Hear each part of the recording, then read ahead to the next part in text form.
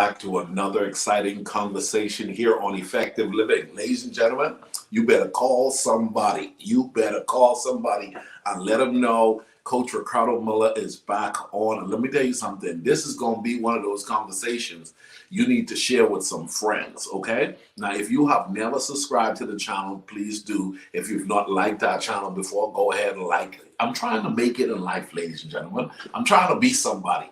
So help a brother out, okay? Help a brother out. Now, here's the deal. It's double trouble tonight because you know what? You know, I'm an author. I wrote a book. You just saw that in the commercial just now. But this guy right here, man, every time I've heard him speak, every time I've seen him do what he does, I'm like, you know what? One day I'm going to get a chance to sit down and pick his brain. Dr. Phinehas, welcome to Effective Living. Thank you, man. What a blessing and a pleasure to be with you here tonight.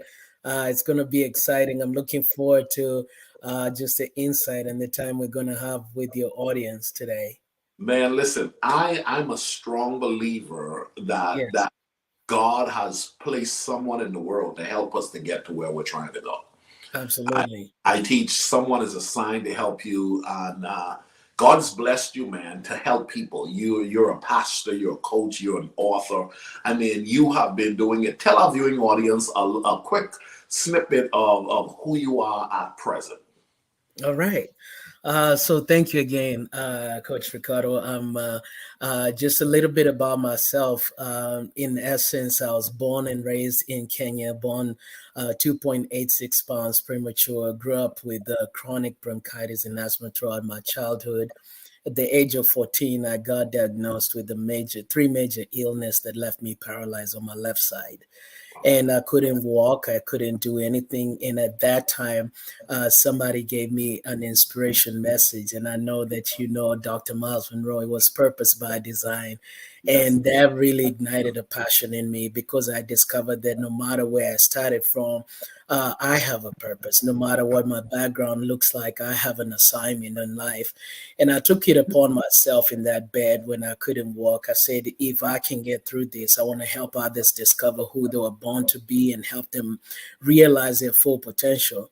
And so that led to one thing led to another. And for almost 17 years, I was in pursuit of a process and a path until I discovered just through trial and error and different things, learning here, going there, I discovered a process that I've actually made proprietary where I can walk with people through what I call the 10 Days to Purpose Challenge. But I'm currently, I do business and personal development coaching.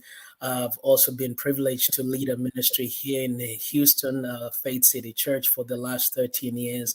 And it's just been amazing to work with over 2,000 people from over 23 countries so far and counting. And so it's just a blessing. It's an opportunity, but also a privilege to really be a part of people's life and walking them through who they're supposed to be in life. So that, in essence, is what I'm doing, and currently working as a RePurpose coach, helping people repurpose their lives. Wow. Wow. Yes.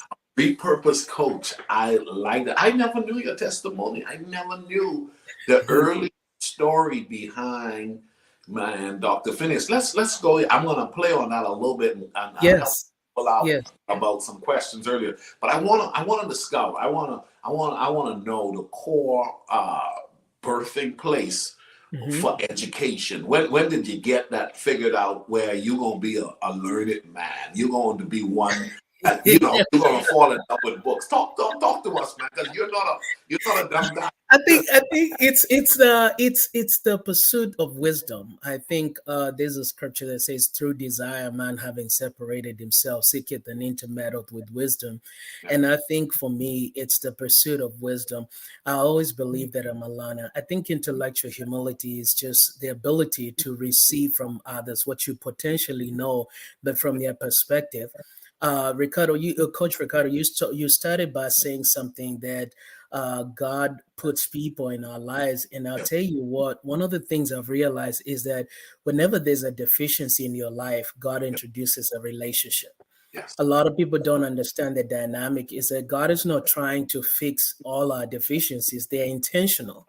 He created us with this deficiencies so that we can have need for others. If all of us think the same, then one of us is unnecessary.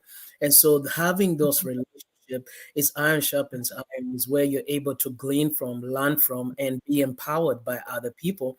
And so literally the pursuit in me for growing and for wanting to learn. I'm a continual learner until today. At least once or twice, I'm reading, I'm buying a book, I'm reading a book, I'm listening to people because I really understand. I've come to the belief that you never stop learning until you die, and if you stop learning, then you start dying. And so we are always looking for to grow and to be empowered and to equip, and that's hence why my passion to really help people and to give resource people with the path to how they can become the best version of themselves.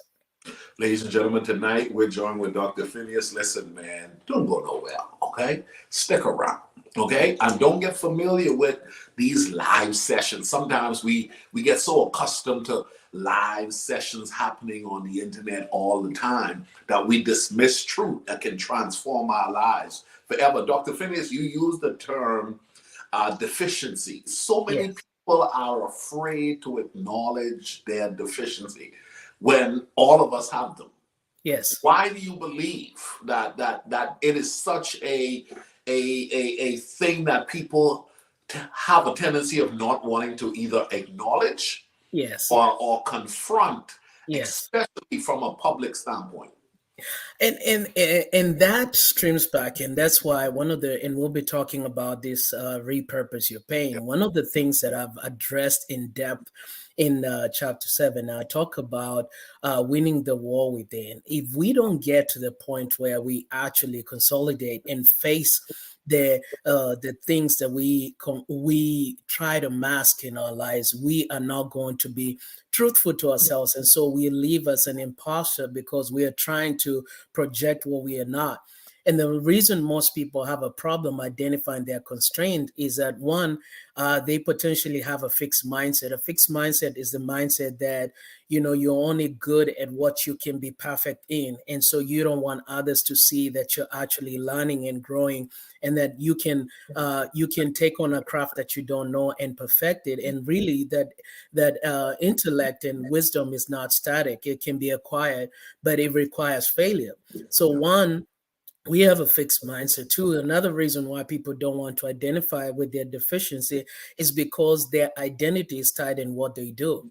And so when we don't have an identity that is, see, our identity has to be apart from what you do when the lights are off and everything is said and done. Who are you? You got to get to a point where your identity is not tied to what you do or what you have, but it's who you are. And knowing who you are starts with this whole self mastery and self awareness. You got to get to a point where you understand your self concept. Who am I? And when we talk about self concept, Carl Rogers, a humanistic psychology, talks about that there are three components that make our self concept. One is the self image, another one is self worth, and ideal self. So you got to get to a point where you understand, really, in essence, who you are, that is not defined by what you do or what you have. And then at that particular time, you can identify your constraint. So when I know my constraints, then it's not a surprise. I don't have to try to project my failures on others. I can identify them and resource those constraints and find people that can help me become a better version of myself. And here's the thing, Coach Ricardo, no matter how hard we try to perfect our strength, our weaknesses, they will never match up to our strength because they're intentional. Everything is created with a purpose and for a purpose. And so our weaknesses are part of who we are. And so the sooner we identify that, then the easier it is for us to be our authentic self and not try to pretend what we are not. So it's really a combination, I would say, of a fixed mindset, of a lack of identity, and a lack of security of knowing who you are. That's not defined by your pain, your past. And so that's why it's important to start by healing that past, so that when you identify yourself, because a lot of times people think that they're their failure. That okay, if I'm this weakness, then that's who I am. No, that's just an area in your life that you lack in. So I can't judge myself. Albert Einstein said that if you judge a fish by its ability to climb a tree, it will live its life thinking it's a failure. But when you put the fish in the water, it's a genius. And so we have to know what we have been equipped and empowered to be and to do in life, and then understand the need for other people in our life. Because you can grow your life geometrically through mistakes and failures, or you can grow exponentially through relationship and coaching. So that's why what you're doing with effective living is very powerful, because you're helping people to build the mindset for effective living. How do you get there? You need somebody, and you have to identify that I need what you have to offer. I cannot say, that's irrelevant, that's not important. And in an age of information, I've noticed people have information, but they don't have wisdom. They don't Yeah. have understanding. Yeah. So they can access it, but they don't know how to apply it, because it's not just about what you know, it's how to live it out. Wow. It's how you live it out. Now, God inspired you to write a book. And Yes. I want to introduce that because I have a lot of questions to ask that I believe is going to be connected to the book in addition to your journey. Talk to us about what inspired the book, the name of the book, and just when you think of the book, what comes to mind? So, Repurpose Your Pain is actually a book that is birthed out of my personal pain. It's not just something that I wrote to write a book. Over the last 3 to 4 years, I've gone through some of the most major challenges in my personal life throughout my livelihood. And I began to realize that, especially post COVID, a lot of things were going on, and I've begun to realize I was not the only one dealing with pain.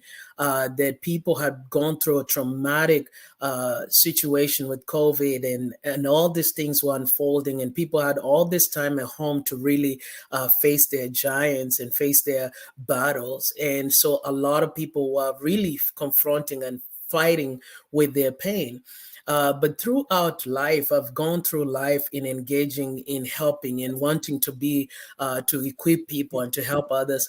And sometimes, if we're not careful, what we do can actually consume us to the extent that we don't face the reality of who we are and what we're going through.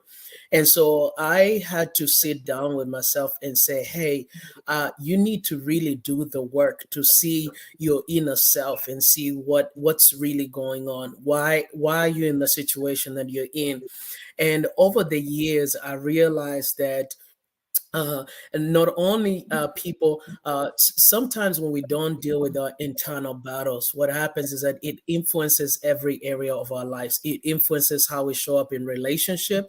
It influences how we show up in marriage. It influences how we serve, whether it's in church, a conflict and resolution. You could be dealing with one thing in conflict, and somebody is really totally dealing with a childhood trauma because they are stuck in the place of their trauma.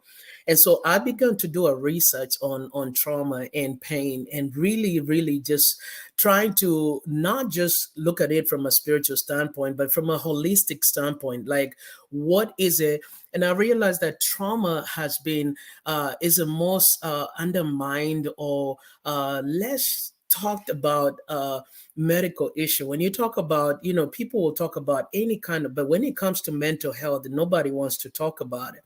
But at the root of what we are dealing with is an event. It's something, it's a situation that if we can get to the root of those events in our childhood and begin to work through them, then we can begin to live our life with purpose. So a couple of years ago, actually 2 years in COVID 2020, I did a 10 days to purpose. And so I offered it for free. I say, sign up. I'm going to walk you 10 days every day for 2 hours. I will walk with you to discover your purpose. And I had about 100 and some people sign up. And when we got to day 5 and 6, we deal with past experiences and how our purpose is shaped, as part of our purpose comes from our past experience. And during that time, people were stuck. Coach Ricardo, I cannot tell you, it's like the life came out of everybody, most of the people. And I noticed that there was a pattern. The next time I did it, there was a pattern. Then I realized that it's not that we don't have potential, it's that sometimes our past pain can speak louder than our potential. I can speak louder than our purpose. And so we are stuck in the place of our last unprocessed pain. And so if we don't deal with the pain, then it actually sabotage our progress. So I tell people, you can be the best business person, you can be the best educator, you can be the best at anything you want. But if you don't do the work to deal with these issues will surface, whether it's in leadership. For instance, what we fail to confront as followers in leadership will manifest as insecurities when we are in leadership. And so these are areas that if we don't heal, we can't really move on into effective living. And so that's part of what I wrote this book for, that we have to heal from our past. Then we have to reclaim our power from what we've lost based on what we've given permission to run and rule our life based on the trauma. And then we have to transform our life. Evidently, is that if you don't do something different, you can have different results. So the birthing place of this book, and I've received so many, Coach Ricardo, I've received so many reviews, and one of them powerful reviews came from Kirker's book review. Kirker's is the oldest book reviewing critic in America.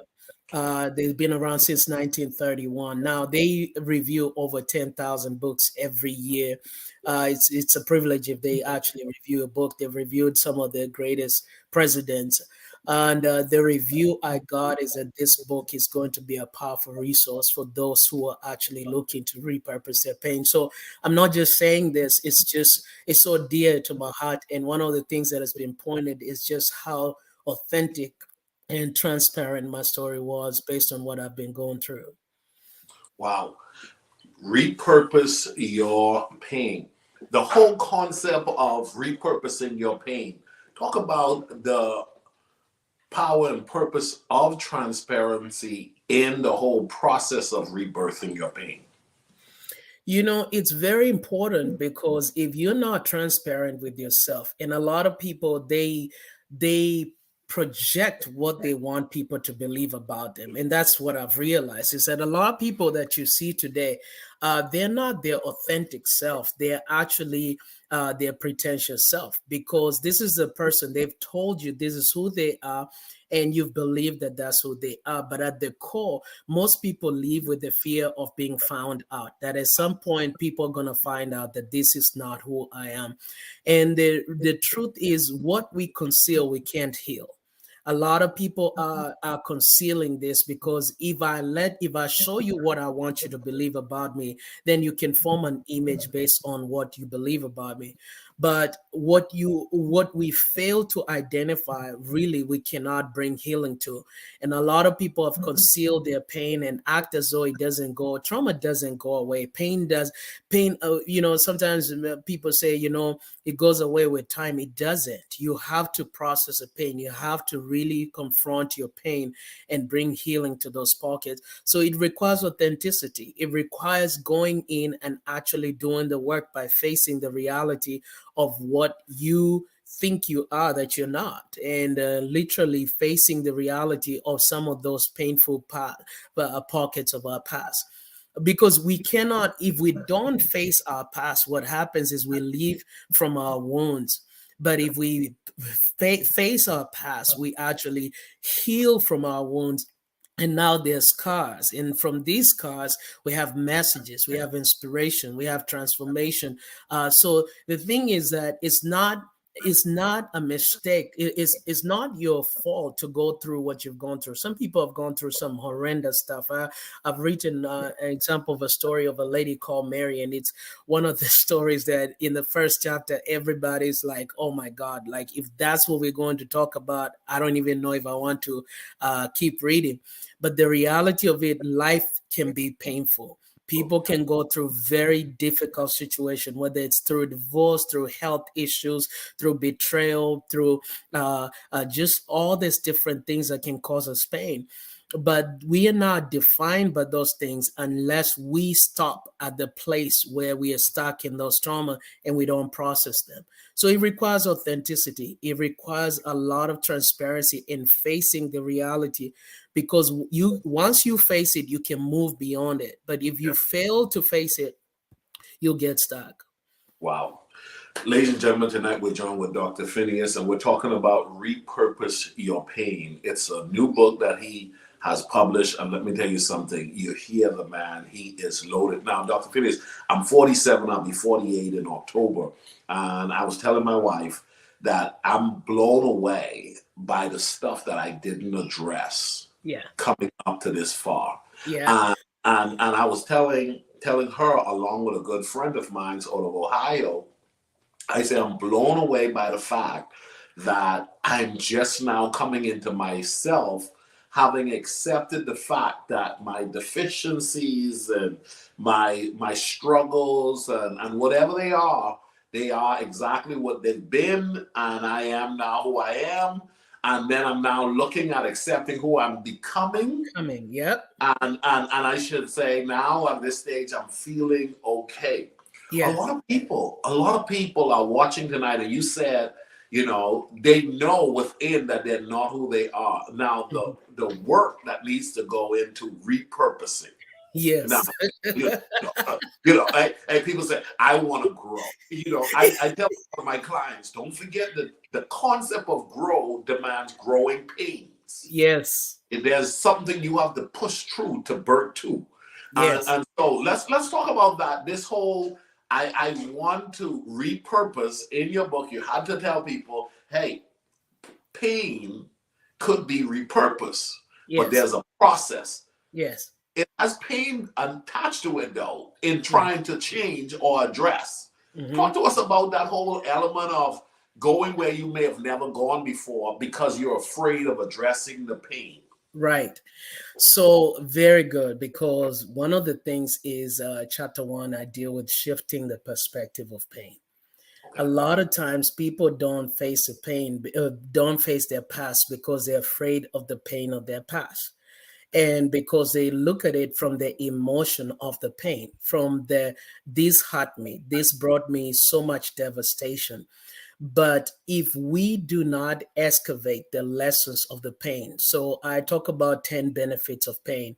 And if we don't go and excavate the lessons of the pain, we will move on in trying to bury the event without really learning from it. You're not a failure until you're defined by what happened to you. What happened, you don't have control of your past, but what you have control of is how it influences your life in the future.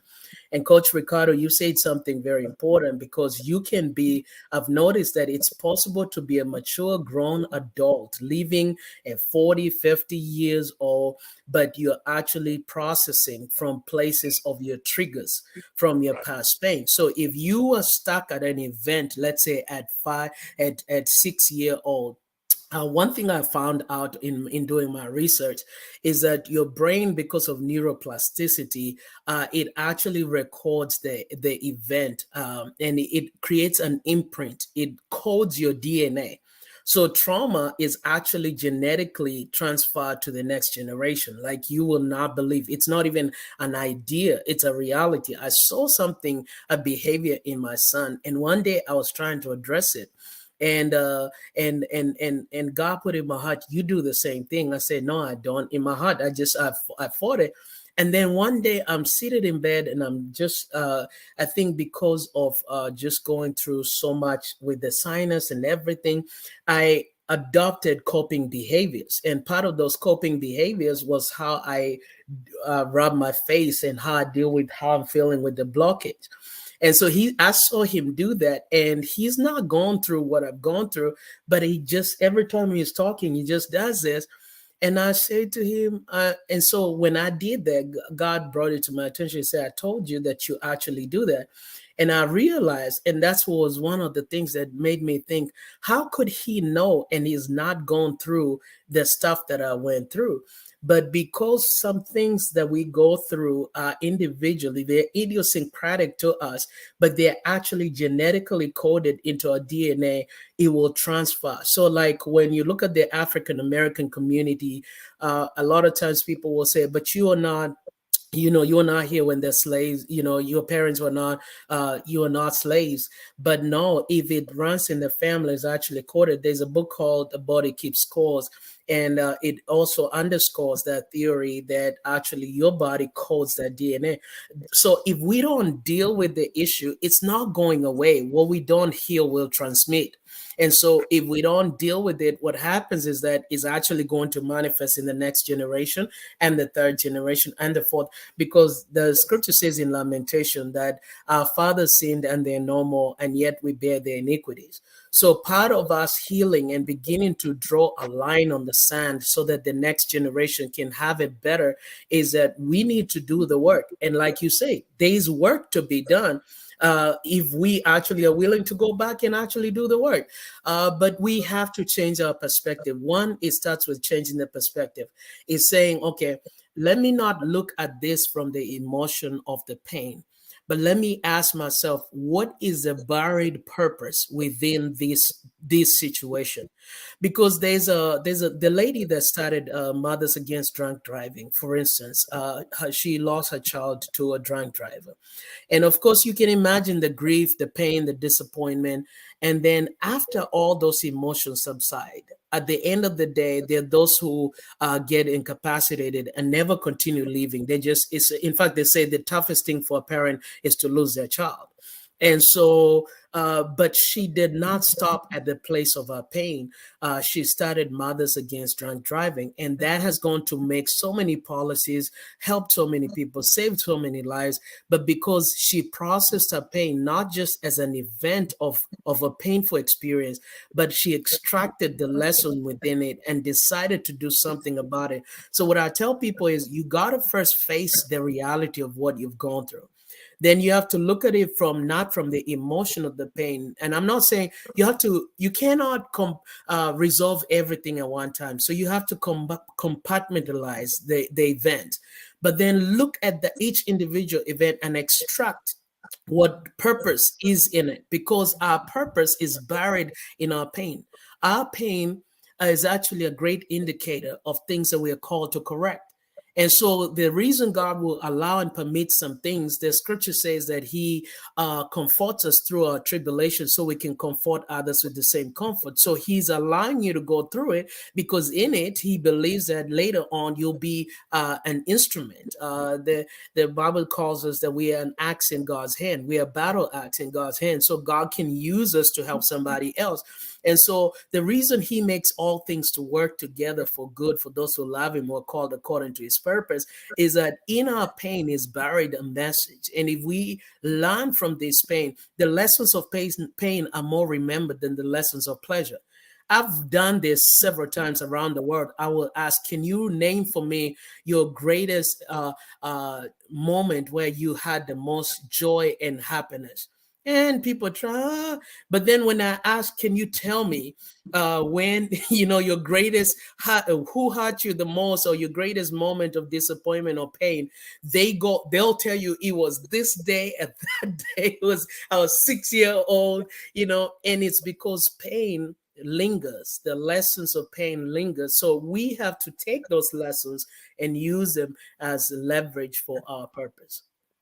Wow. Ladies and gentlemen, tonight we're joined with Dr. Phinehas, and we're talking about repurpose your pain. Listen, guys, you're going to have to get this book. And as a matter of fact, I need you to watch this and take notes from this talk tonight. Now, here's the deal. There is so much truth in what's being presented tonight that what's going to happen, guys, you can pull your journal out and start documenting, taking down the notes and telling yourself, I'm going to, you know what? I need to do the work. I need to do the work. Now, let me ask you this, Dr. Phinehas. Yes. When we think about the whole concept of repurposing your pain, there's a price that has to be paid. Mm-hmm. There's a literal price that has to be paid. Absolutely. That has to be gone into.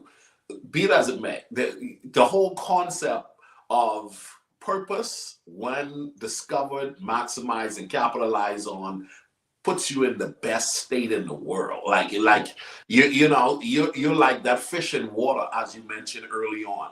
Your genius emerged because even your pain can't stop you because you've tapped into how to utilize. But a lot of people aren't willing to pay the price. Hmm. You talked about early on having gone through what you went through as a child, Yes. and having to go through either visiting doctors, having to try to learn how to do this again, how having to beat psychologically the mindsets and thoughts that are being presented to you by everybody around you that was contrary to who you believe you were and where you were Yes. trying to go. You paid the price in effort, but along the way, you paid the price in buying books, you paid the price for going to school, you paid the price getting coaches. The role of paying the price. You're a coach, you're an influencer in the Yes. lives of a lot of people, and those people have to pay the price in efforts, but they also paid financially. Talk to us a little bit about that, and telling people, hey, it's worth paying the price to get to where you're trying to go. Talk to us a little bit about that. Yes, you will never, a lot of people just think that at some point they'll outgrow their pain, but you will never outgrow your pain. You have to literally learn how to leverage and utilize the pain to pursue your purpose. So in order to do that, then you have to find ways that your pain, the way. Here's the thing.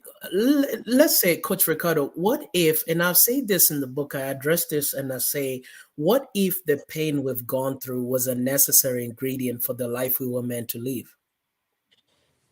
So think about, a lot of times we look at it as an outside event, but what if this was, because I'll give an example. Like, let's say when you're making a cake, everything that goes in the cake is not sweet. You're going to have your the flour. You're going to have all these ingredients, the extract and the salt, and you'll have some sugar. So you'll have the good and the bad. But at the end of the day, it all coming together, it amalgamate into this thing that is beautiful. And our pain is not disconnected from who we are meant to be. It's part of who we're meant to be.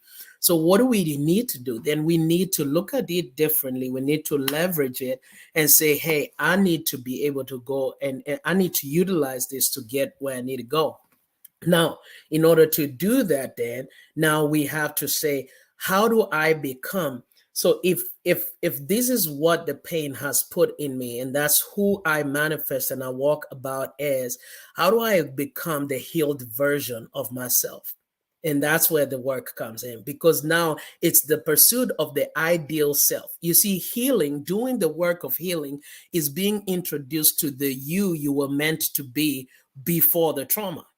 Because when trauma happens, it changes who you are. It actually changes how you live. It changes your physiology. It changes everything you've gone through. So you're not just, it's not just your thought patterns. It actually changes your physiology.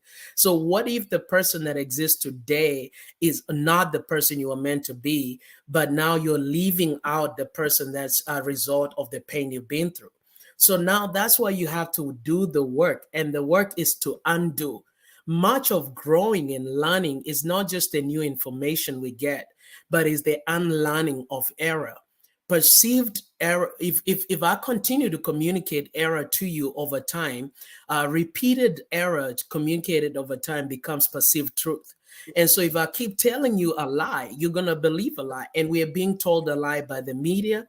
We're being told a lie by different things, our environment, our habits, coding in us a paradigm. And so every time we try to move beyond it, it tells you no. So for instance, coaching, let's say, for instance, people who want to work with you, but they're on the sideline and they're like, I don't know if I need coaching. I don't need coaching. And here's the thing, that's a paradigm, is because your mind is set at that, uh, like a servo mechanism, which basically is like a thermostat. You're set at that thinking. And so in order to elevate beyond that thought, you have to increase your level of consciousness. And that requires awareness. That requires somebody else. Every coach needs a coach. I mean, think about even the people who win Olympics and all these gold medals, or whether it's a LeBron James or Steve Curry, whoever your person is, they also need a coach. And so that's the reality, is we cannot get where we need to be just by ourselves. Our good intentions is not enough. We have to have somebody that shows us how to. So one of the things I do, even with this book, is I didn't just write the book, I also created a companion that is actually walking them step by step to find a healing, because everybody's not going to go to sit with a therapist or spend money and resources to get help.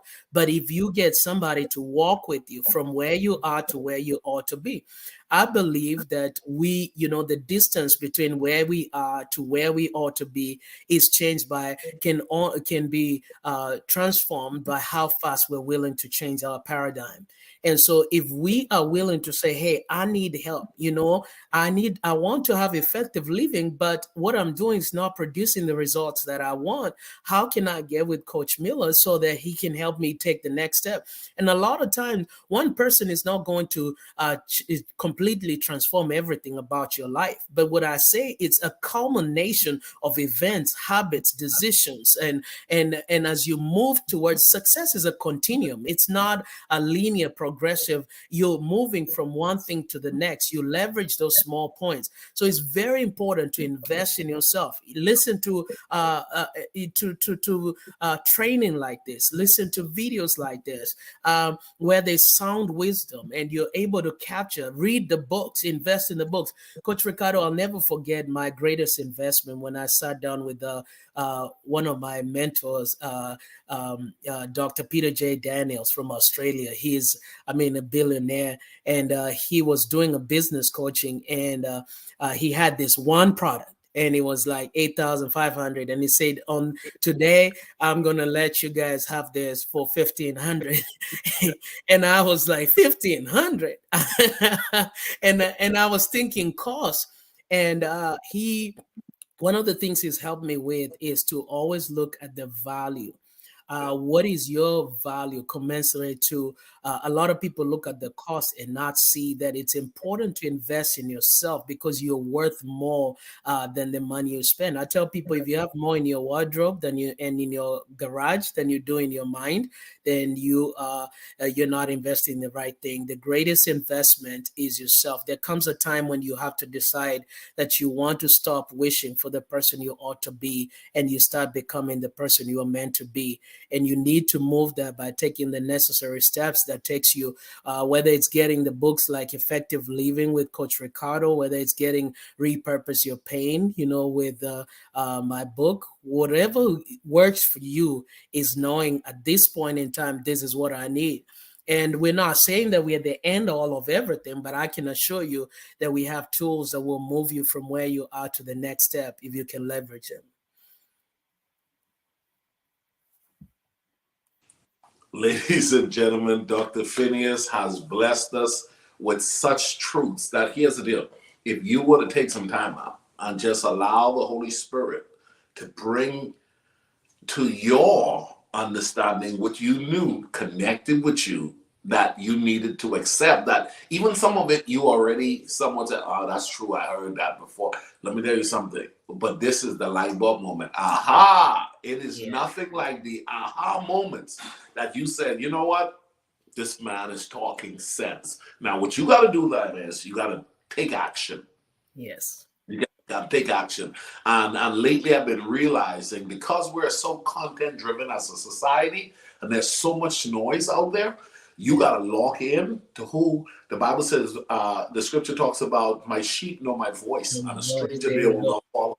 Yes, sir. And you got to be like, I heard the man. That's one of the reasons why I bring on other guests with other materials, as he mentioned, because I'm like, you know what? You may have been hearing me, but then when you hear him, you say, aha, that is the man, or that is the book, or that is the coach. Because the truth is, there are 8 billion people on the planet. Yes. I've been teaching in my early morning classes. There is enough for all of us. And let me tell you, you got to constantly stay open and ready to find who is the person assigned to help you get to the next level. Dr. Phinehas, tell our viewing audience how they can get the book and how they can capitalize on your services. Absolutely. I would love to first connect with you. If we can connect on social media, I'm on Instagram at Phinehas K. That is Phinehas, which is my name at Phineas K. That's both on Instagram and on Facebook, because that is, to me, that's a way that I can build with you and get to know you and work with you.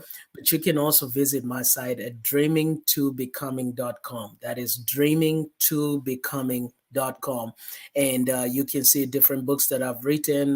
There's Dreaming to Becoming, one of the most powerful books that has received so many reviews. There's also Becoming the Best You, 9 Steps for Stepping into Greatness.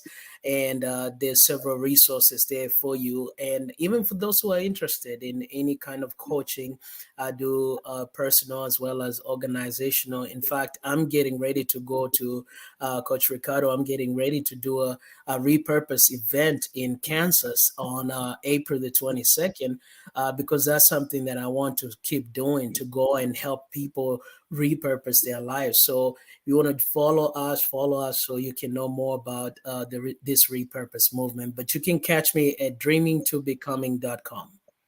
Excellent, excellent. I'm gonna have to organize something to you. You come to Dallas, man. We're gonna have to. You and I gonna be on the flyer together. Can we do that? As a matter of fact, actually, I have Dallas in Oklahoma. That is on. Yeah, I go to Michigan after that, but I have yeah, Dallas in Oklahoma and then Seattle. yeah. So yes, absolutely, I would love for us to partner and do that together. It would be the joy of my life to do that with you. Most certainly, most certainly. Listen, today, ladies and gentlemen, I'm of the belief that, as I mentioned early on, you've heard it thread through. Someone is assigned to help you. You don't have to stay stuck. You are not a rock. You can change. You can live past what you've gone through. You've heard it in the talk tonight. Life is, it's not about what happened to you. It's how you respond moving forward. Dr. Phineas, I want to ask you this question as we get ready to close our conversation out tonight. How do you want to be remembered when it's all said and done and people say, Dr. Phineas, what a guy. I mean, if something could be said and you could say it before it is said, Mhm. what would you like to be said about Dr. Phineas?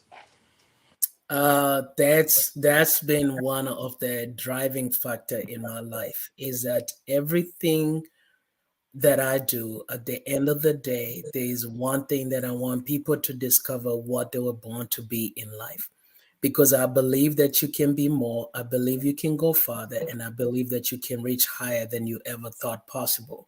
Because I'm a living witness. I was that kid that nobody believed in, the underdog. And today I'm working with presidents of countries. I just came back from speaking at the UN in Kenya on different topics like climate action, and working with the who's who around the world. And it's not because of my intellect or my capacity, but it's because I believed that there's something greater in me. I truly believe that no matter where you start, no matter where you are, there's greatness inside of you. And my job is to pull out that greatness. So if there's one thing that people are going to remember, and I can tell you this even right now, anyone that has come through either ministry, my coaching, they'll tell you one thing: that they were able to identify their assignment in life. They were able to identify who they were born to be and how to position themselves. So when I talk about repurposing your pain, is because I understand pain can steal from our purpose. And so when we look at pain and repurpose it, then we realign everything that you go through, whether it's good or bad. God is able to use it to fulfill his greater plan. God is weaving a tapestry, using your life as a tapestry and telling a story through your life. And so when you understand that this is just a chapter in your life, it's not the end of the volume of the book.